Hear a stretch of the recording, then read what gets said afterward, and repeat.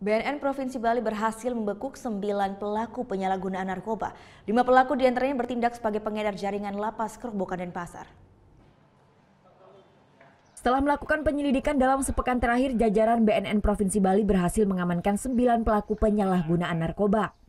5 pelaku diantaranya termasuk seorang perempuan dan seorang residivis yang merupakan pengedar jaringan lapas Kerobokan Denpasar. Sementara 4 pelaku lainnya adalah pengguna. Ke-9 pelaku ini dibekuk di sejumlah tempat berbeda di Kabupaten Badung dan Kota Denpasar. Pelaku mengedarkan barang haram tersebut sejak 3 bulan terakhir. Setiap paket narkoba yang diedarkan pelaku mendapatkan upah antara Rp150.000 hingga Rp500.000. Dari tangan pelaku, petugas berhasil menyita sejumlah barang bukti.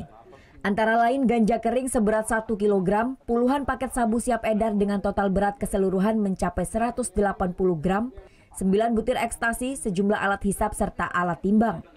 Saat ini petugas masih mengembangkan kasus ini untuk mengetahui jaringan pengedarnya. Rata-rata barang bukti yang dijual dengan modus operandi edar, tempel, dia pecah. Jadi dapat dulu dia pecah, kemudian dia edarkan dengan cara ditempelkan dari mereka-mereka ini. Jadi mereka ini dalam berjejaring dengan sindikat yang ada di lapas, sekarang orang dalam lapas tahanan. Tinggal kita periksa selanjutnya. Atas perbuatannya, ke-9 pelaku dijerat Undang-Undang Penyalahgunaan Narkotika dengan ancaman hukuman bervariasi, mulai dari 15 tahun penjara hingga hukuman pidana seumur hidup atau hukuman mati. Kadek Martana melaporkan untuk NET. Oh ya beneran. Iya, oke.